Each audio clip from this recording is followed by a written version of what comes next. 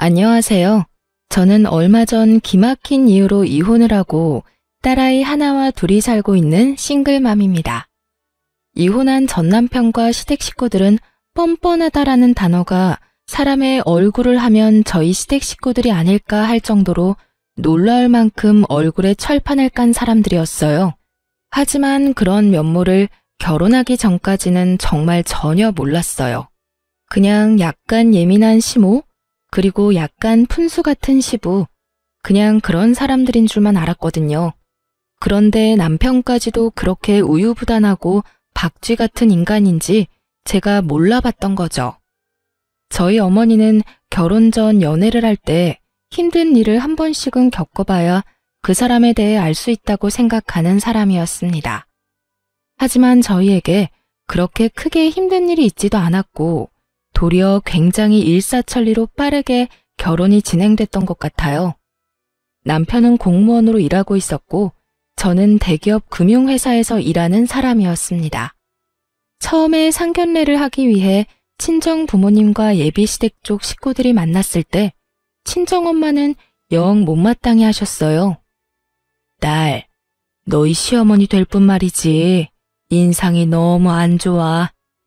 늙으면 살아온 과정이 얼굴에 기록된다고 하거든. 그런데 얼굴이 힘든 것도 아니고 너무 신경질적인 표정이야. 너 진짜 괜찮겠니? 말해보니까 더더욱 그런 생각이 든다. 말에 뾰족뾰족 가시 있는 것이 너 결혼하고 힘들까봐 걱정이네. 그래? 나한텐 그렇게까지 예민하게 말씀 안 하시는데. 친정엄마의 말에 친정아버지가 친정어머니를 나무라셨어요. 거 허튼 소리 좀 그만해. 사위들 총각은 성격 좋기만 하던데 뭘. 우리 딸 사랑한다니 무슨 일 있더라도 서로 잘 도우며 해결할 수 있겠지. 뭐 벌써부터 걱정하고 난리야? 애 결혼이 장난도 아니고 아니다 싶으면 빨리 정리하는 것도 한 방법이죠. 결혼은 신중하게 생각하는 게 맞아요. 네 남편 될 사람은 그리 안 보이기는 하는데 어른들이 참 인상이 별로라 걱정이야. 엄마, 걱정하지 마. 힘든 일 있으면 그 사람이랑 같이 이겨낼게. 그리고 우리 시부모님들 나한테 그렇게 깐깐하게 구는 사람들 아니셔.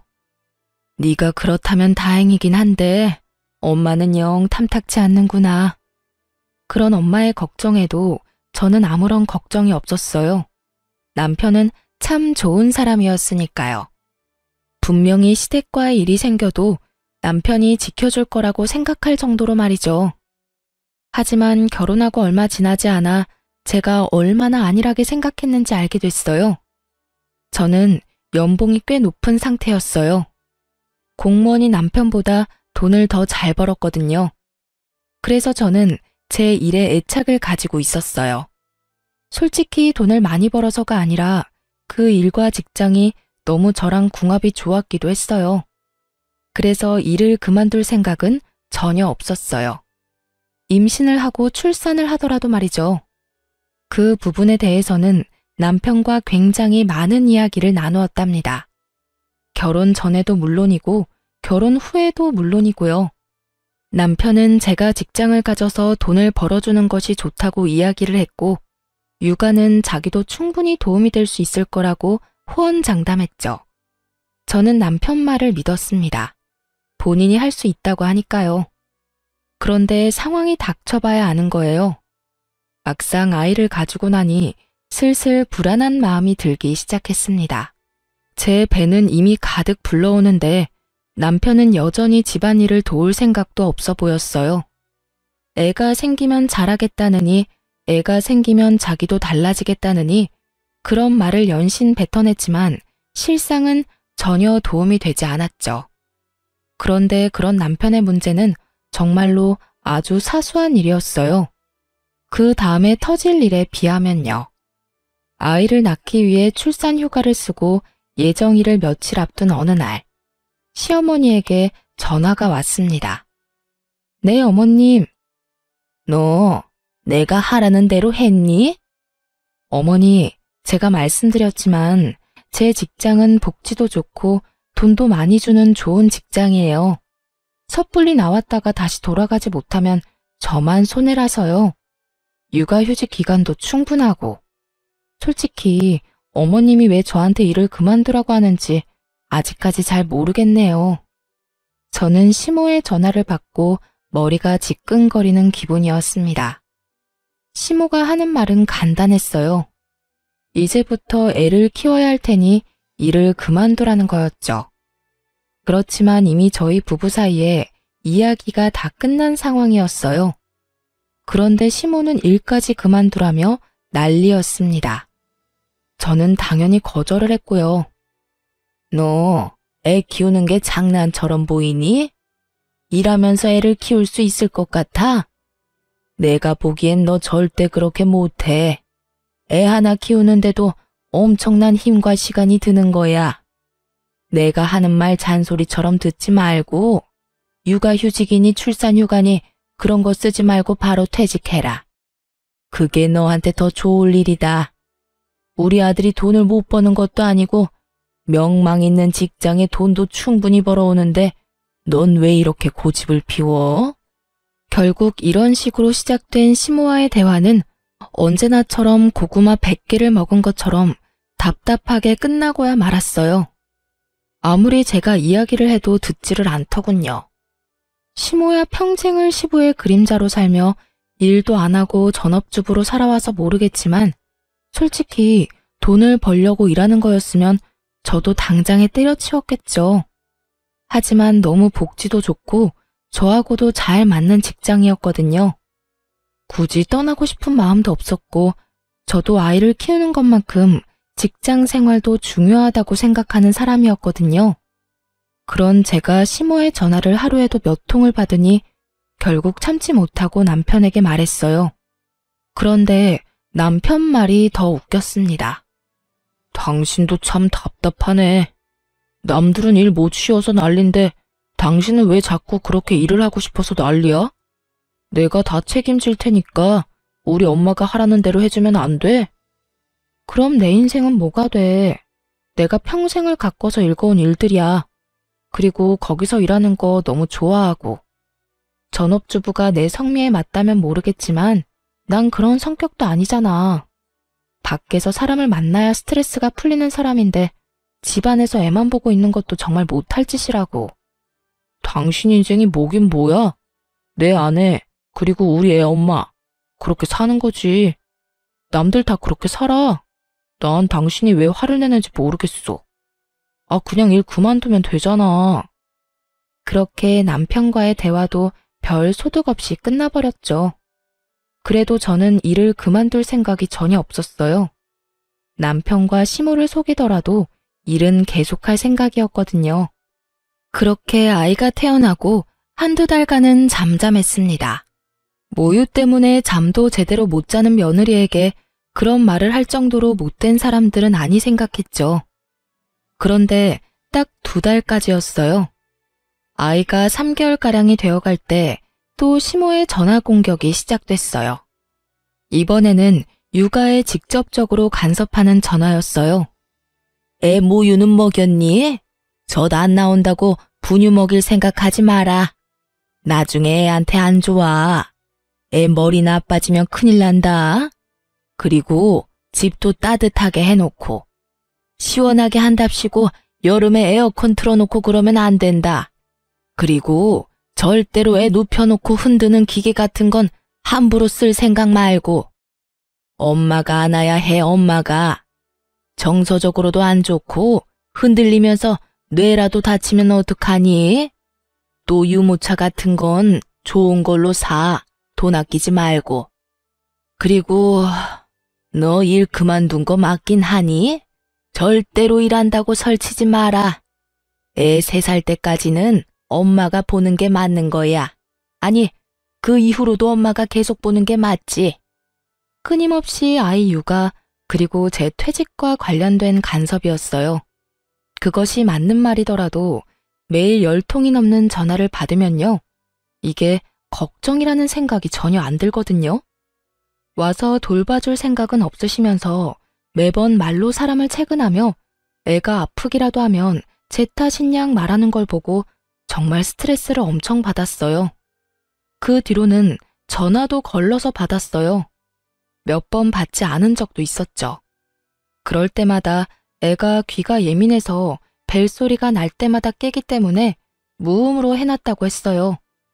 그렇게 애가 8개월쯤 되자 점점 저도 힘들어졌어요. 애 키워보신 분들은 잘 알 거예요. 애가 아무리 말을 잘 들어도 함께 있는 게 행복해도 몸이 힘들고 축나는 건 어쩔 수 없다는 걸요.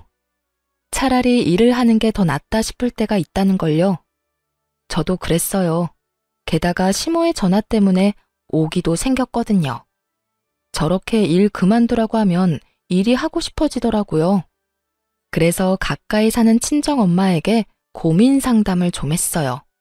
친정엄마가 그러더군요. 그래, 네가 도와줄 사람이 없다면 또 모를까. 이렇게 든든한 엄마가 있는데 걱정하지 마. 내가 귀여운 손녀 잘 키워줄 테니까 걱정하지 말고. 너무 고마운 마음에 매달 돈도 드리고 애가 어린이집에 들어갈 13개월까지만 봐달라고 했죠. 만 1살이 되면 어린이집 보낼 생각이었거든요. 그렇게 일에 복귀를 하니 정말 좋더군요. 집안에 있을 때는 애 때문에 집안일 때문에 이래저래 신경을 많이 쓰고 스트레스도 받았는데 일을 하러 오니 스트레스를 받을 일이 없더군요. 저만 잘하면 크게 문제 생길 일이 없는 게 일이잖아요. 그런데 제가 멋대로 일을 시작했다고 생각한 건지 시모가 제게 전화를 시도 때도 없이 걸기 시작했어요. 그런데 이번에는 새벽이며 한밤중이며 가리지 않았던 거예요. 아이 때문에 전화를 했을 때는 거의 대부분이 낮이었거든요. 그런데 일을 시작하고 나니 밤 11시, 새벽 4시 일을 하고 있는 시간까지 하루에 20통 넘게 제가 전화를 받을 때까지 하실 때도 있었어요. 나는 걱정이다.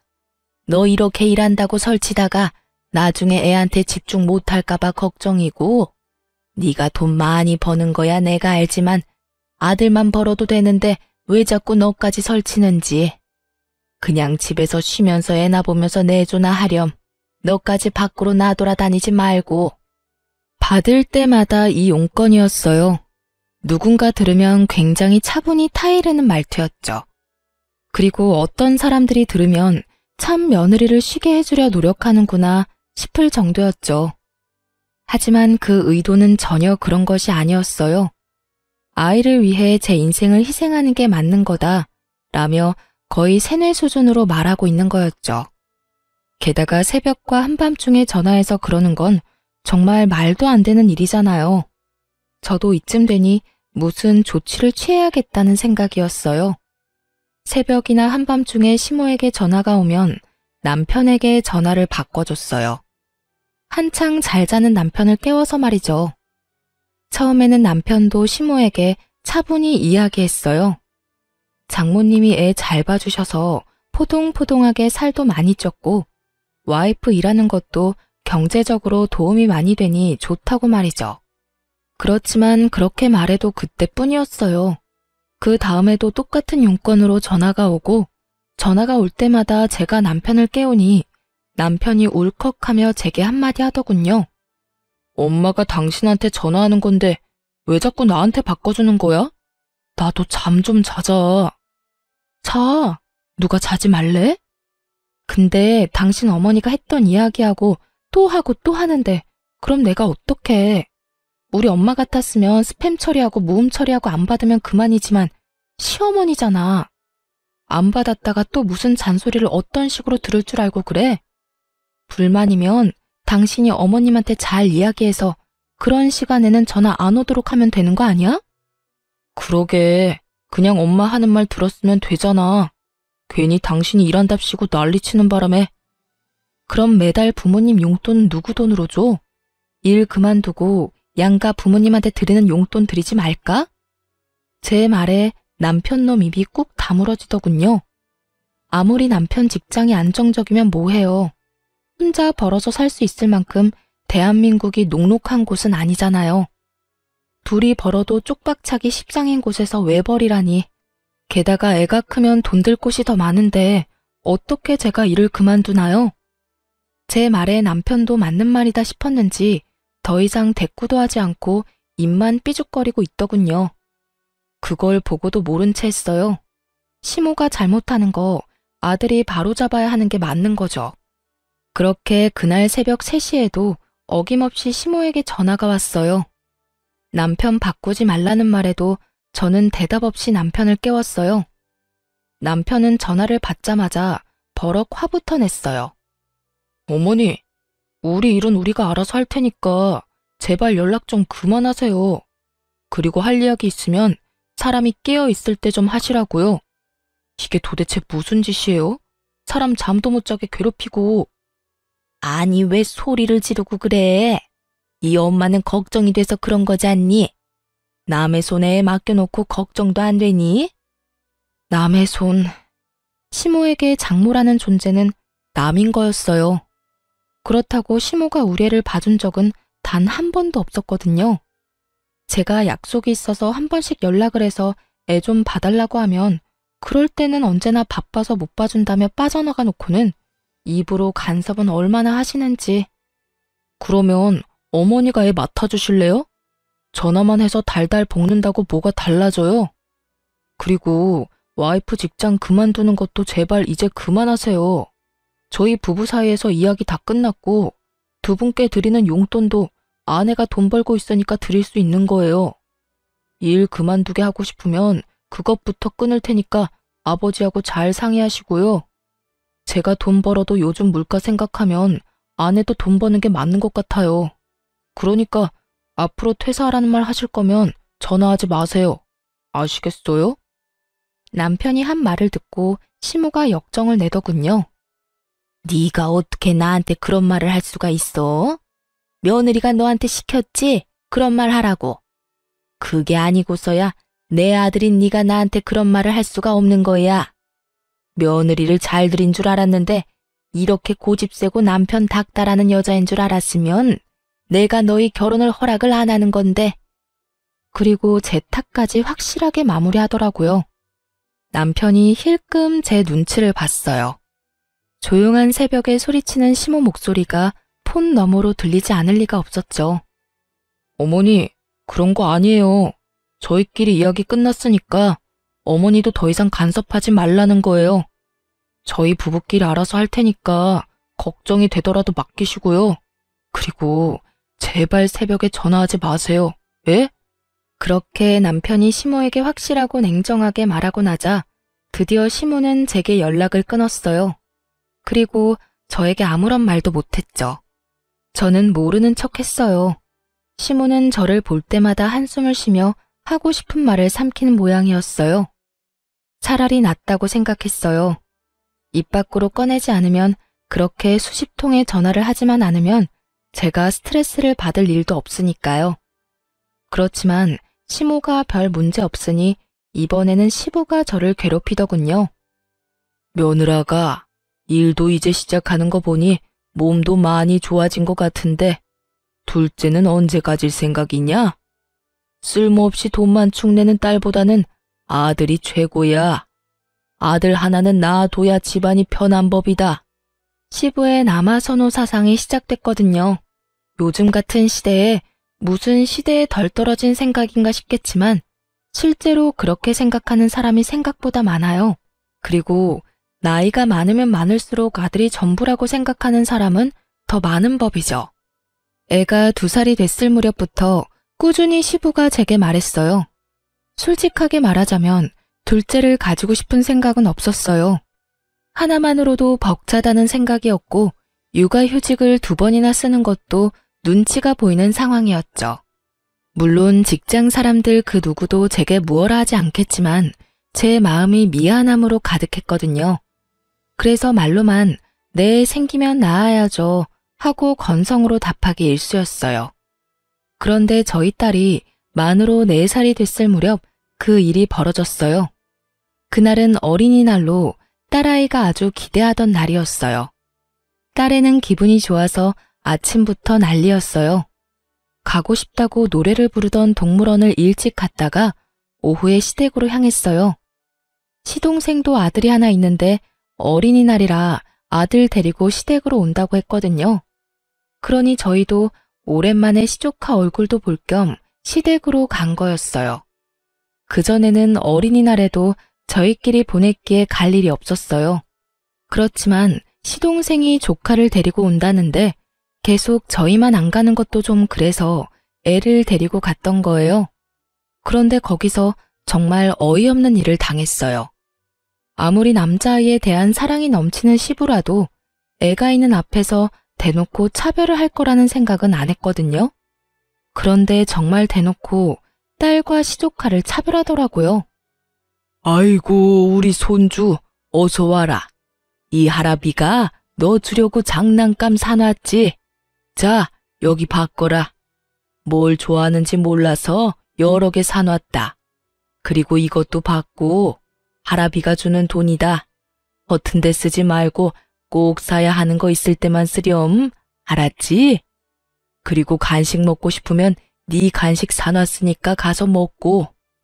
할아버지, 고맙습니다. 시조카만 아주 기분이 좋아서 난리더군요. 그걸 바라보는 딸도 자신에게 올 장난감을 기대하고 어깨를 들썩들썩하고 있었어요. 저와 남편이 어린이날 선물로 장난감을 사주긴 했지만 사촌 오빠와 할아버지의 모습을 보니 기대를 할 수밖에 없었던 것 같아요. 그런데 시부는 저희 딸은 무시하고 저한테 이야기하더군요. 너도 왔냐? 그래, 둘째는 준비하고 있어. 이번에는 의사한테 이야기해서 신경 좀 잘 써달라고 하거라. 집에 아들이 있어야 하는 법이야. 그래도 네 남편이 장남인데 딸랑 딸 하나면 나중에 재산은 어떻게 지낼 셈이냐? 내년에는 아들 낳을 수 있도록 힘 좀 써봐. 일만 하지 말고. 알았지? 저는 대답 대신 딸아이를 앞으로 내밀었어요. 딸, 할아버지한테 인사드려. 그래, 잘 쉬다 가거라. 시부는 딱 그 한마디만 하고 휙 자리를 뜨더군요. 도련님네 가족들도 있었는데 저는 기분이 팍 상했어요. 어린이날 찾아온 손자에게는 어화둥둥 장난감이며 용돈이며 간식이며 왕창 사다 주며 좋아하던 시부가 저희 딸에는 안아주지도 않는 그 모습이 너무 속상했거든요. 열받은 제가 표정 관리를 못하자 시부가 슬쩍 저를 보더니 제 딸에게 한마디를 더 거들었어요. 우리 손녀, 출가 외인이라는 말 아냐? 어차피 너는 크면 우리 집안에서 나갈 사람이라 쓸데없이 돈 쓸 필요가 없다. 우리 집에 와서 어린이날이랍시고 뭐 받을 생각하지 말거라. 그러고는 피곤하다며 방으로 들어가 버리더군요.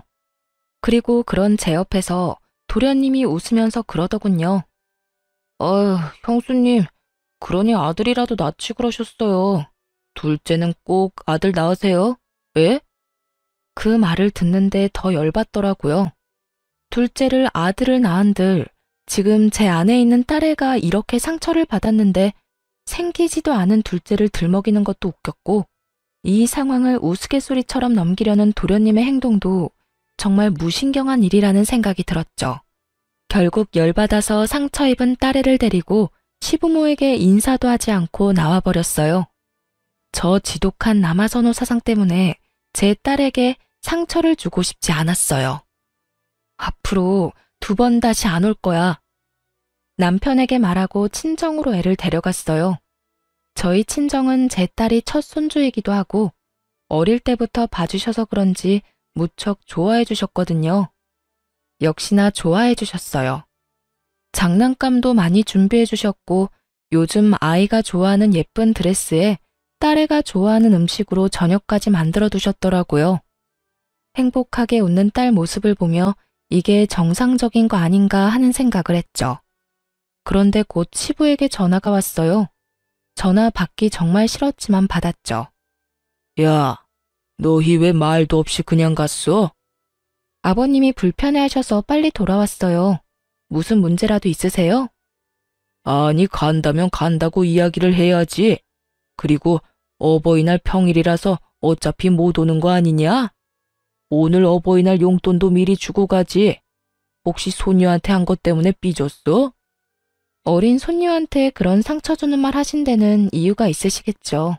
설마 어른이 별 생각 없이 새까맣게 어린 손녀한테 상처를 주실 리 있겠어요? 어버이날 전 못 갈 것 같으니까 남편 보낼게요. 너 지금 네 딸한테 기분 나쁜 소리 했다고 나한테 화내냐? 뭐 이런 싸가지 없는 며느리가 있어? 어른이 하는 말에 다 이유가 있는 법인데 그것도 모르고 어디서? 이유, 대체 무슨 이유가 있는지 궁금했지만 묻지도 않았어요. 그리고 그 앞에서 바로 남편에게 전화 넘겨줬어요. 스피커폰으로요. 남편이 완전히 당황했어요. 눈앞에 보이는 장인 장모의 표정이 살벌했으니까요. 남편이 제가 건네는 전화를 받더니 얼른 스피커폰부터 꺼버리더군요. 그리고는 밖으로 전화기를 들고 나가버렸어요. 그걸 보던 저희 친정엄마가 그러더라고요. 너희 시댁에 무슨 일 있니? 시아버지가 왜 저렇게 화가 나셨어? 화는 내가 내야지. 4살밖에 안 된 손녀딸한테 출가 외인이라고 쓸데없는데 돈 쓰기 싫다면서 시동생 아들하고 엄청 차별하셨어. 아무리 아들이 좋다고 해도 그렇지. 대놓고 딸 앞에서 딸한테 상처 준 거 나는 못 참아. 속상해서 눈물을 글썽이는 제 모습에 친정엄마가 저를 토닥여줬어요. 그 뒤에 돌아온 남편은 제게 눈치를 주며 일찍 가자고 하더군요. 저는 그러고 싶지 않아서 그 눈치 뚝 끊어먹고 친정에서 실컷 애 놀게 만들었어요. 그리고 그날 저녁 집으로 돌아가는 차 안에서 딸애가 자고 있을 때 남편에게 말했어요. 나 5월 8일 어버이날 시댁에 안 가. 그렇게 알고 있어. 제발 좀 그만해. 아까 그 일 때문이면 당신이 이해 좀 해. 원래 그런 분인 걸 어떡해? 그렇다고 나더러 불효를 저지르라는 거야? 뭔 헛소리야. 당신 부모님이니까 당신이 효도하고 싶으면 해. 누가 그걸 막는데? 딸 낳은 며느리 마음에 안 들어 하시고 손녀까지 마음에 안 들어 하시니 하는 말 아냐. 어린이날에도 손녀딸 한 번도 안아주지도 않는 분들한테 뭘 바라겠어? 당신이 다 알아서 해. 나는 그쪽에 신경 안 쓸 테니까. 당신이 나 대신 신경 쓰고 잘해드려. 나한테는 해달라고 바라지 말고. 제발 좀 이성적으로 생각해. 저는 입을 닫았어요. 남편이 제 모습에 눈치만 연신 보더군요. 속이 탔을 거예요. 어버이날 양가 부모님께 드리는 용돈은 제 월급에서 나왔거든요. 그런데 제가 시댁에 안 간다니 그거부터 걱정이 된 모양이었어요. 그리고 5월 8일이 됐고 저는 친정으로, 남편은 시댁으로 향했죠. 그런데 제가 친정에 있는 동안 시부에게 전화가 왔더군요. 너 왜 우리 집에 안 오냐? 애아빠 도착 안 했나요? 그 사람이 가기로 했는데요. 너는 뭐하고 안 와? 아들이 너 안 와서 용돈 없다고 하던데. 어버이날 용돈 100만 원 안 줄 거야? 저한테 돈 맡겨놓으셨어요? 용돈 100만 원을 왜 저한테 와서 찾으세요? 저도 돈 없어요, 아버님. 아드님 능력 좋은데 아드님한테 요구하시면 되죠. 저한테까지 전화하시는 이유를 모르겠네요. 멀쩡한 아들을 놔두고 싸가지 없는 며느리한테 전화를 왜 하셔요? 너 저번에 어린이날 있었던 것 때문에 이러는 거면? 그 말에 저는 대답조차 안 했어요. 눈치를 챈 거죠. 그것 때문에 제가 기분이 나쁘다는 티를 팍팍 냈으니까요. 시부는 그 상태로 전화를 뚝 끊더군요. 그런데 그 뒤에 저희 엄마에게 전화가 왔어요. 시부가 대뜸 저희 친정엄마에게 전화해서는 물어보는 거예요. 사돈, 내 하나 물어봅시다. 딸이 용돈으로 얼마를 받았습니까? 용돈 줬지요? 저희 엄마가 당황한 듯 전화기를 들고 우물쭈물 하더군요. 저는 엄마 전화기를 뺏어서 꽥 소리를 질렀죠. 아버님, 저희 어머니한테 용돈 100만 원 드렸어요. 솔직히 엄마가 우리 애도 봐주고 반찬도 해주셔서 100만 원도 모자라는 생각이 들 정도거든요. 그리고 이번 어린이날에도 우리 딸한테 돈을 많이 쓰셔서 그만큼 다 돌려드렸어요. 그런데 그게 그렇게 궁금하세요? 아드님한테 돈 달라고 하시면 되지. 왜 뜬금없이 저희 부모님한테 전화해서 이런 무례한 행동 하시는 거예요? 지금 저희 어머니한테 전화해서 돈 얼마 받았냐고 추궁하는 거 얼마나 무례하고 생각 없는 일인지 모르시는 건 아니죠? 결국 제 입에서도 좋은 말이 안 나왔어요. 그랬더니 시부가 욕을 어찌나 하던지. 부모가 다 똑같은 부모지. 왜 너희 부모한테만 용돈을 줘? 그리고 무례해? 네가 먼저 싸가지 없는 짓 안 했으면 나도 이런 짓 안 했지. 너 돈 좀 번다고 유세 떠는 거냐? 어버이날 챙겨야 할 부모가 4분이나 있는데 저 혼자 다 어떻게 책임지나요? 남편은 남편 부모님 챙기는 거고 저는 제 부모님 챙기는 건데 왜 화가 났는지 모르겠네요. 그리고 솔직히 시댁에서 저희 애랑 저희한테 신경 쓰신 적은 있어요? 어린이날에도 어린애들 차별하는 거 보고 기도 안 찼는데 이제는 전화와서 당당하게 용돈까지 요구하시고 필요하면 제 남편한테 말씀하세요. 그리고 제가 싸가지 없는 짓을 왜 했는지 잘 생각해 보세요. 나이값도 못하고 손녀딸한테 출가 외인이네 어쩌네. 애 상처받는 소리만 하는 것도 열받는데 뭐 좋다고 용돈까지 드리겠어요? 안 그래요? 다 됐고 용돈은 이제 아드님한테 달라고 하세요. 아드님. 결국 저와 시댁은 건널 수 없는 강을 건넜어요.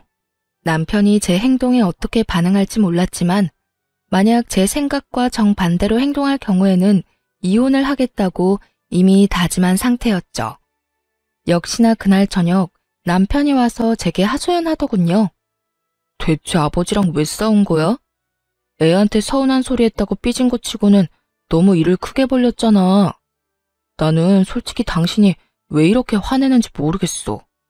그냥 듣고 한 귀로 흘리면 되잖아. 근데 왜 그래? 나야 한 귀로 듣고 한 귀로 흘릴 수 있지. 그런데 내 딸은? 내 딸이 들어야 했던 그 어이없는 말들은 뭔데? 지금이야 의미도 모르는 일이지만 이미 애는 시댁 어른들이 자기를 사랑하지 않는다는 걸 알잖아. 그 와중에 전화까지 와서 용돈까지 요구를. 내가 당신 부모님은 당신이 책임지랬지? 용돈 하나 안 드리고 뭐 한 거야? 요새 나도 일이 좀 있어서 돈을 많이 쓰는 바람에 일단 진정하고 부모님한테 갔다 오자. 아버지가 당신이랑 같이 오래. 가서 뭐 하게? 욕 얻어먹고 올 거면 내가 왜 가? 난 싫어. 당신이나 가. 나 앞으로 시댁에 발도 안 디딜 거니까 그렇게 알고. 며느리가 시댁에 안 가면 어떡해? 요즘은 그런 집도 많아. 왜 내가 내 기분 잡쳐가면서 시댁에 가야 해? 그리고 용돈 때문이면 더더욱 안 가는 게 맞지. 남편은 화가 난 듯 저를 쳐다봤지만 저는 쳐다보지도 않았어요. 시댁과는 이참에 인연을 끊는 게 맞다 싶었으니까요. 그런데 그 인연이 끈질기게 저와 시댁을 다시 붙여놓더군요. 남편이 하루는 제게 그러더군요. 당신이랑 우리 부모님 사이가 너무 안 좋아서 내가 생각해봤는데 합가 한번 해보는 건 어때? 저는 경악했어요. 합가라니. 서로 꼴 보기 싫어서 이렇게 난리인데 합가라는 말을 하는 남편이 제정신인가 싶었죠. 미쳤어? 나 죽는 꼴 보고 싶으면 합가해. 나는 절대 못해. 합가하고 싶으면 이혼하고 당신이나 해. 이혼을 언급하며 저는 확고하고 정확하게 합가를 하지 않겠다고 말했어요. 그런데 남편이 그러더군요. 부모님 부양하는 것도 자식된 도리로 당연한 거야. 그러니까 합가 진지하게 생각해봐. 합가는 절대 안 된다고. 빽 하고 소리를 질렀지만 기분이 너무 안 좋았어요. 분명히 합가를 어떻게든 하려고 할 것 같았거든요. 그래도 제가 가지 않는다면 어떻게 남편이 저를 강제로 데려갈 수 있겠어요? 그걸 생각하며 절대로 시댁에는 가지 않겠다고 생각하고 있었어요. 그런데 며칠 뒤 시부모가 저희 집으로 쳐들어왔어요. 들어온다 말도 없이 최소한의 짐만 들고 말이죠. 그것도 제가 일하러 간 사이에 짐 정리까지 다 끝내놓고 거실에서 느긋하게 TV를 보고 있더군요. 그걸 보고 말을 잃었어요. 왔냐? 배고프니까 어서 밥하거라. 남편은 제 눈을 못 마주치더군요. 합가 안 하겠다고 그렇게 말했는데 이미 남편 놈이 합가를 하겠다고 시부모에게 말한 모양이었어요. 제 허락도 없이 말이죠. 게다가 뻔뻔하기 짝이 없는 시부의 모습에 저도 충격을 받을 만큼 받았어요. 그 부모의 그 아들이라고 남편까지 제대로 한통속이었던 거죠. 참 믿을 놈 하나 없다 싶었네요. 게다가 제가 친정에서 애를 데리고 집에 들어온 시간이 저녁 8시였어요. 저희는 이미 친정에서 밥을 다 먹은 상태였고 남편에게 미리 문자를 했어요. 우리는 밥 먼저 먹고 갈 테니 당신은 알아서 해결하라고 말이죠. 그런데 여태까지 밥도 안 먹고 있다가 제가 오니 밥을 달라니 저는 아무 말 없이 남편을 쳐다봤어요. 당신, 이거 뭐 하는 짓이야? 뭐가? 내가 말했잖아. 부모님이랑 합가하자고. 난 절대 안 된다고 했지. 야, 너 며느리가 시부모 부양하는 거 당연한 거 아니냐? 그리고 이미 아들이 우리 부양하겠다고 했어. 너한테는 선택권 없다. 네가 알아서 우리 수발 들어야 하는 게 맞는 거야. 어디서 여자가 남편 하는 일에 가타부타 말이 많아?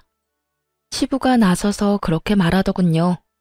정말 듣기 싫은 그놈의 여자 소리, 시대에 떨어진 사고방식. 진짜 미쳐버리겠더라고요. 저는 남편에게 말했어요. 합가하지 않겠다는 내 말에도 억지로 합가한 거 이혼 사유로 확실한 것 같네. 이혼하자. 그런데 남편 놈이 묘하게 당당하게 굴더군요. 그러더니 폰을 딱 꺼내서 손에 올려두더니 뭔가 조작하더라고요. 곧이어 제 핸드폰에 알림이 떴어요. 그리고 저는 제 눈을 의심했습니다. 통장에 1억이 송금된 거 아니겠어요? 그 뒤로 2번이 더 들어왔어요. 총 2억 원이었죠. 하루 송금 한도가 1억이라 2번에 나눠 돈이 들어온 거예요. 봤지? 아버지가 집 판 돈 우리한테 주신 거야. 당신한테도 절반 나눠주는 거야. 내가 맨입으로 당신한테 부모님 수발 들라고 하는 줄 알았어? 당연히 합가에 따르는 돈은 주는 게 맞지. 그러면서 아주 의기양양하게 제게 말하더라고요. 저는 웃음이 났어요. 강제로 2억 붙여주고 부모님 수발 들라는 것 자체가 너무 코미디 같더라고요. 돈 2억 때문에 남은 몇십 년을 스트레스에 쩔어서 살라는 게 수지가 맞는 일인가 싶어서요. 그 몇 배를 준다고 해도 저는 결코 살고 싶지 않았어요. 지금 당장 제 딸 얼굴만 해도 싫어서 질색팔색을 하는데 합가는 무슨 합가인지. 그런데 남편 놈은 제가 당연히 받아들일 거라고 열심히 착각하고 김칫국 마시고 있더군요. 여보, 이제 합가에 대해서 다 이야기 된 거다. 알았지? 나도 많이 양보한 거야. 당신이 우리 부모님 수발 들 거니까 절반 떼어준 거지. 그리고 당분간 동생한테는 비밀로 좀 해줘. 동생이 또 알면 골치 아파. 남편이 동생 이야기를 꺼내자 아주 좋은 생각이 났어요. 도련님은 굉장한 구두쇠이기도 하고 주머니에 한 번 돈 들어가면 나오지도 않는 사람이었거든요. 게다가 얼마 전에도 시부에게 사업한다고 돈 빌려달랬는데 시부가 거절한 적이 있었어요. 저는 보란듯이 휴대폰에 은행 어플을 켜서 받은 돈을 전부 보냈어요. 그리고 남편에게 말했죠. 나 이 돈 필요 없어. 수발 안 들고 싶으니까 다시 돌려줄게. 여보, 다시 생각해봐. 2억이라고 2억. 부모님만 모시고 살면 2억인데 무슨 소리야? 너나 다 가져가고 너 혼자 부모님 모시면 되잖아. 왜 나한테 도움을 구해? 분명 말하는데 나는 싫다고 했어. 당신 도대체 왜 그래? 그냥 단순하게 비위만 맞춰드리면 되는 거잖아. 그거 하나 못하겠다고 이 난리야? 비위만 맞춰? 방금 못 봤어? 일하고 늦게 온 며느리한테 밥 달라고 삐약거리는 거 못 봤냐고. 거기다 너도 그래. 이 시간까지 부모님 식사도 안 차려드리고 나만 기다리고 있었잖아. 이게 수발드는 거야? 식모살이지.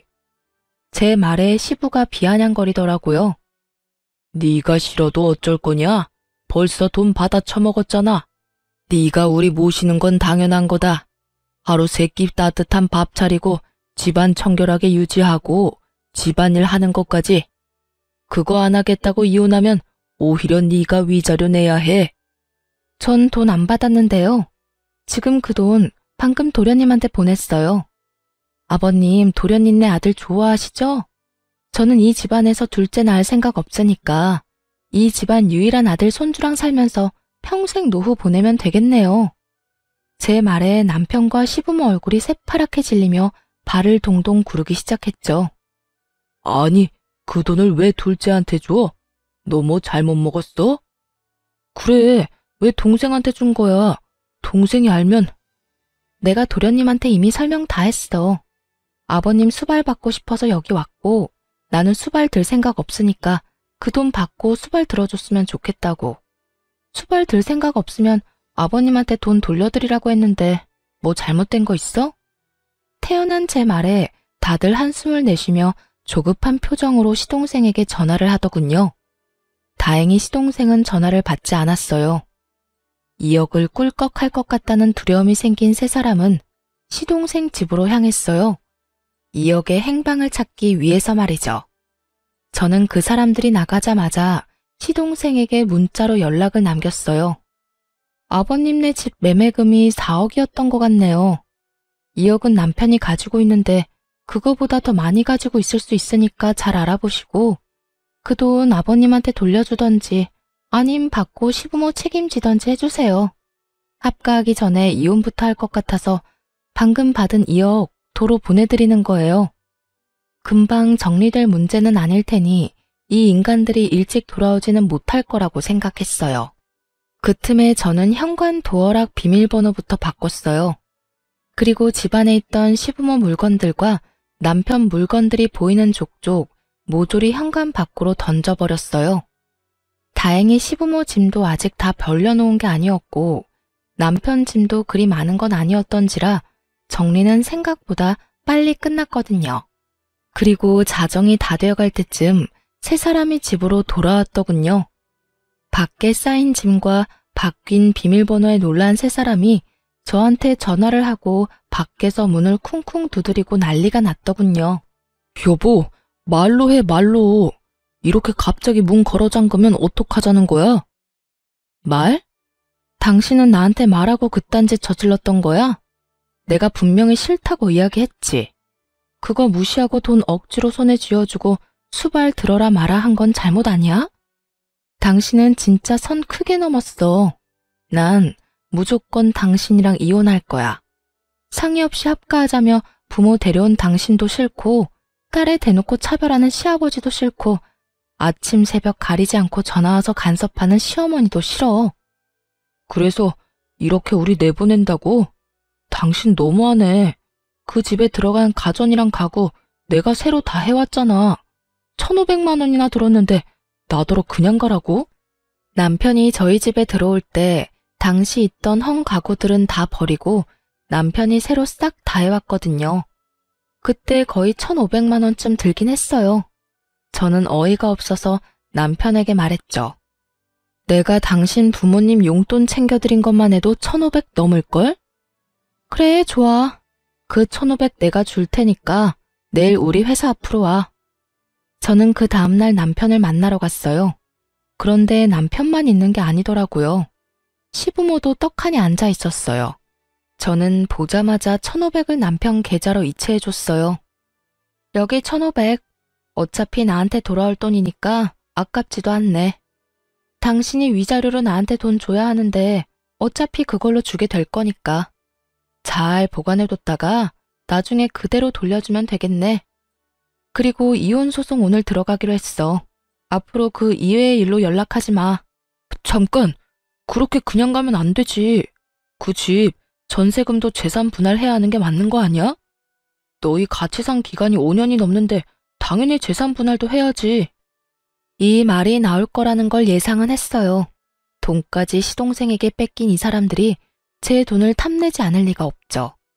저는 그 사람들 눈앞에 종이 한 장을 꺼내 팔랑팔랑 흔들었어요. 이게 뭐야? 차용증이요. 제가 부모님께 돈 빌려서 그 집 전세금 마련했다는 증거요. 전세 나오면 그 돈 부모님한테 돌려드리게 되어 있어요. 뭐? 그딴 게 어딨어? 전세금이 꽤 커서 어머니한테 좀 부탁했어요. 5천만 원 넘게 현금 거래하면 증여세 내야 해서 차용증을 쓴 거죠. 그래서 이 집 계약 만료돼서 전세금 나오면 싹 다 친정에 다시 돌려줘야 해요. 사실 어머니에게 매달 용돈을 드리면서 그 용돈으로 원금을 차감하고 있는 중이었지만 그 이야기는 하지 않았어요. 그리고 예상대로 세 사람은 입을 틀어막으며 당황하더라고요. 그럼 너희 재산은? 아무것도 없어요. 모아놓은 것도 애 때문에 다 썼고요. 생활비다 부모님 용돈이다 많이 들어가서 남은 것도 없어요. 예적금이라도 있으면 모르겠는데 그것도 없고. 그래도 다행이잖아요. 남편한테 아직 2억 남아있지 않아요? 그걸로 전세나 월세 장만해서 들어가면 되겠네요. 야, 너 이거 다 일부러 그런 거지? 둘째한테 돈 준 것도, 전셋집 빚인 거 말 안 한 것도 일부러 그랬지? 우리 골탕 먹이려고. 무슨 소리 하시는지 모르겠네요. 골탕은 당신들이 나한테 먹인 거지. 얼마나 뻔뻔하고 얼굴에 철판을 깔았으면 하루에 전화를 수십 통을 하질 않나. 할아버지가 돼서 손주 상처 주는 말을 해대질 않나. 합가 싫다고 했는데 쳐들어와서 눌러앉질 않나. 누가 누구를 골탕 먹인 건데요, 지금? 말도 없이 들어와서 돈만 받으면 모셔줄 줄 알았어요? 두 사람 모시느니 내가 남편이랑 이혼하는 게 더 낫죠. 그러니까 앞으로 연락하지 마세요. 본인들 앞길 본인들이 알아서 개척하시고. 아니, 손이 없어요, 발이 없어요? 아직까지 팔팔 하시면서 왜 며느리한테 빌붙으려고 하세요? 그것도 그렇게 괴롭히고 못 살게 굴던 며느리한테. 좋아하시는 도련님네 가서 편하게 사세요. 손자 재롱도 보시면서. 그렇게 소리치고 저도 집으로 돌아와 버렸어요. 남편이 뒤따라와서 저를 붙잡고 늘어지더군요. 여보, 이렇게 화낼 줄 정말 몰랐어. 나는 그냥 당신이 돈만 받으면 좋아할 줄 알고. 나 당신이랑 헤어지면 갈 곳도 없어. 네가 뿌린 씨앗이니까 네 손으로 거둬. 그러게 누가 집으로 데려오라고 했어? 순간 눈앞에 돈에 눈이 멀어서 넌 나를 팔아먹은 거나 마찬가지야. 돈만 주면 다 되는 거야? 그 스트레스로 내가 죽어나가는 건 보이지도 않냐고. 몇 번을 내가 말하고 당신한테 이야기했잖아. 두 분 부모님 때문에 힘들다고. 멀리해도 모자랄 판에 집에 데려오는 짓을. 당신처럼 공감 능력 없는 인간하고는 도저히 못 사니까 죽든 말든 네 알아서 살아. 제발 셋이서 교대로 나 괴롭히지 말고. 그렇게 세 사람을 내버려 두고 돌아왔어요. 세 사람은 집 없이 결국 시동생한테 갔는데 시동생은 세 사람을 받아주지 않았다고 해요. 대신 시부모를 모시겠다고 이야기는 했다는데 오히려 시부모가 거절했다고 하더라고요. 합가 안 해도 되니 시부는 2억을 달라 말했지만 시동생도 한 번 물은 돈 절대 주지 않을 인간이거든요. 결국 시동생이 돈 안 주는 바람에 송사에 휘말리게 됐다고 하더라고요. 가족끼리 법적으로 네가 잘했니 못했니 아주 난리가 났더라고요. 시부는 남편에게 나머지 돈 내놓으라고 난리였고 남편은 그 돈 중에 일부를 그 짧은 기간 동안 주식으로 날려먹는 바람에 결국은 전세 하나도 못 얻고 그냥 월세방을 얻어서 살게 됐다고 해요. 그 이야기를 듣고 보니 참 웃기더군요. 제 손에 돈 강제로 쥐어주면서 수발 들도록 만든 사람들이 부양하겠다는 시동생에게 가지 않는 것도 웃겼죠. 왜 안 갔나 싶었는데 알고 보니 동서가 두 분을 모시는 걸 그렇게 반대했다고 하더라고요. 집에 들어오면 무조건 요양원 보내버리겠다고 했다니 결국은 시부도 시모도 시동생 집에 들어갈 생각도 못한 거죠. 그 상황에 돈은 돌려줄 생각도 하지 않고 있으니 시부모도 화가 났을 거고 결과는 서로가 서로를 까내리는 모양새가 된 거죠. 이쯤 되니 그런 생각이 들더군요. 시부모에게 당한 며느리가 나 하나뿐만은 아니었구나 하는 생각요.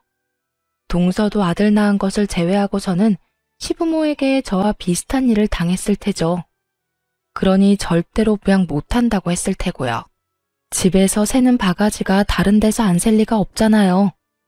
어쨌든 저는 그들과 멀리 떨어져 아이를 키우면서 잘 살고 있어요.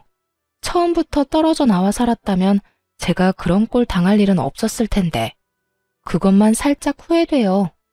그렇지만 지금이라도 제자리를 찾았으니 안심이 되기도 하고요.